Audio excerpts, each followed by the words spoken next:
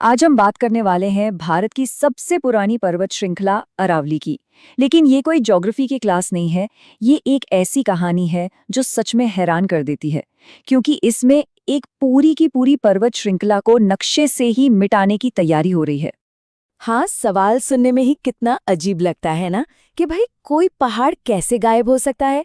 लेकिन यही तो वो पहेली है जिसे आज हम सब मिलकर सुलझाने की कोशिश करेंगे। आखिर कैसे सिर्फ कागज पर एक परिभाषा को बदलकर हजारों साल पुराने पहाड़ों के वजूद पर ही सवाल खड़ा किया जा सकता है। तो चलिए इस पूरे मामले की तह तक चलते हैं।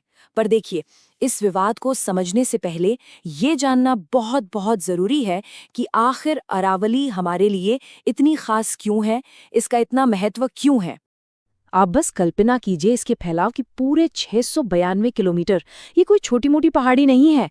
ये गुजरात से शुरू होती है, फिर राजस्थान के एक बहुत बड़े हिस्से से गुजरती है, हरियाणा को पार करती है और पता है कहाँ खत्म होती है? ठीक दिल्ली में, उसी रायसीना हिल पर जहां हमारा राष्ट्रपति भवन है। अब इसके काम पर आते हैं, जो असल में बहुत दिलचस्प हैं। ये सिर्फ पहाड़ नहीं है, ये दिल्ली एनसीआर के लिए एक विशाल नेचुरल एयर प्यूरिफायर की तरह है। ये थार के रेगिस्तान को आगे बढ़ने से रोकने वाली एक दीवार है। सोचिए, सरिस्का जैसे कई टाइगर रिजर्व्स और ना जाने कितने वन्य जीवों का घर है ये। और तो और, ये जमीन के नीचे पानी को रिचार्ज करने में भी एक बहुत बड़ी भूमिका निभाती है। और ये जो आप देख रहे हैं, ये एकदम साफ बताता है कि दांव पर लगा क्या है। एक तरफ जब अरावली है तो ये अपने जंगलों से PM 2.5 जैसे जहरीले कणों को सोखकर हमारी हवा को साफ करती है। और दूसरी तरफ जरा सोचिए, अगर ये ना हो तो राजस्थान से उठने वाली धूल भरी आंधियां बिना किसी रोक टोक के सीधी दिल्ली पहुंचेंगी और यहाँ की हवा को और भी ज्यादा जहरीला बना देंगी। तो अब जब हम ये समझ गए हैं कि अरावली कितनी जरूरी है, तो यहीं से ये पूरा मामला एक बड़े विवाद में बदल जाता है। चलिए अब कहानी के अगले हिस्से पर चलते हैं और देखते हैं कि ये सब शुरू कहाँ से हुआ। तो सवाल ये उठता है कि इतनी पुरानी, इतनी मजबूत और जरूरी पर्वत श्रृंखला को आखिर किस चीज से खतरा हो सकता है? कोई भूकंप या कोई ज्वालामुखी? नहीं, खतरा इनसे कहीं ज्यादा इंसानी और कह सकते हैं पेचीदा है। और ये है वो जवाब, सरकार की एक नई परिभाषा का प्रस्ताव। पहली नजर में तो ये एक बहुत मामूली सा ब्यूरोक्रेटिक बदलाव लगता है। क्या है? बस इतना कि किसी पहाड़ी को अरावली का हिस्सा तभी माना जाएगा जब उसकी ऊंचाई कम से कम 100 मीटर हो। लेकिन यकीन मानिए, सारा का सारा खेल बस इसी एक लाइन में छिपा है। और ये जो आप देख रहे हैं, ये उस खेल का चौंकाने वाला नतीजा है। जैसे ही ये 100 मीटर का नियम लागू होगा, अरावली की 90% से भी ज्यादा पहाड़ियां कानूनी तौर पर अरावली कहलाएंगी ही नहीं। जी हाँ, सिर्फ 8.7% हिस्सा ही इस परिभाषा में फिट होगा। और इसका सीधा सीधा मतलब क्या है?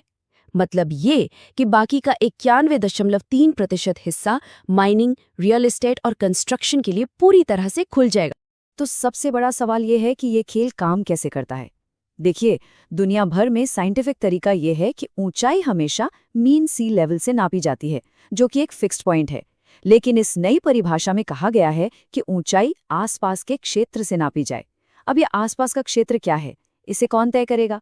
ये एक ऐसी अस्पष्ट बात है, एक ऐसा लूपहोल है जिसका फायदा उठाना बहुत बहुत आसान हो जाता है।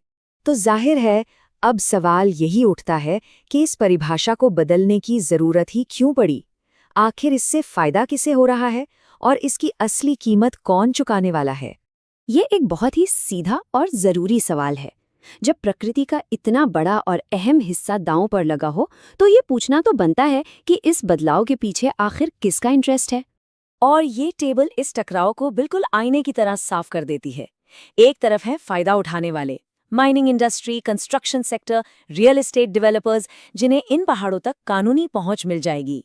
और दूसरी तरफ है वो जिन्हें इसकी कीमत चुकानी पड़ेगी, यानी हम सब। हमारा स्वास्थ्य, हमारा पर्यावरण, हमारे वन्य जीव और हमारी पानी की सुरक्षा, सब कुछ दांव पर है। तो चलिए अब इस विश्लेषण के आखिरी हिस्से पे चलते हैं और देखते हैं कि फिलहाल जमीनी हकीकत क्या है, अभी क्या हो रहा है। देखिए, अभी की स्थिति ये है कि अरावली का भविष्य अधर में लटका हुआ है। ये पूरा का पूरा मामला अब भारत के सुप्रीम कोर्ट के पास है। और अब अदालत का फैसला ही ये तय करेगा कि इन हजारों साल पुरानी पहाड़ियों का आने वाला कल कैसा होगा। और दांव पर जो लगा है वो बहुत बड़ा है। ये सिर्फ कुछ पहाड़ियों का सवाल नहीं है, ये एनसीआर में रहने वाले 3 करोड़ से ज्यादा लोगों की सांसों का सवाल है। ये रेगिस्तान को रोकने वाली उस दीवार का सवाल है। ये लाखों बेजुबान जीवों के घर का सवाल है। और सबसे बढ़कर ये एक मिसाल का सवाल है कि एक देश के तौर पर हम प्रकृति और विकास में से किसे चुनते हैं। और आखिर में ये पूरा मामला हमें एक बहुत बड़े सवाल पर लाकर छोड़ देता है। जैसे जैसे हमारे शहर फैल रहे हैं, क्या यही तरक्की की कीमत है जो हमें चुकानी होगी? क्या विकास के लिए विनाश जरूरी है, या फिर तरक्की और पर्यावरण की सुरक्षा के बीच एक बेहतर संतुलन बनाना मुमकिन है? अगर आपको लगता है कि ऐसे मुद्दों पर बात होनी चाहिए और आप चाहते हैं कि हम ऐसे ही ज़रूरी कहानियों को आप तक पहुँचाते रहें, तो इस वीडियो को लाइक ज़रूर करें और हमारे चैनल को सब्सक्राइब करें। बहुत बहुत धन्यवाद।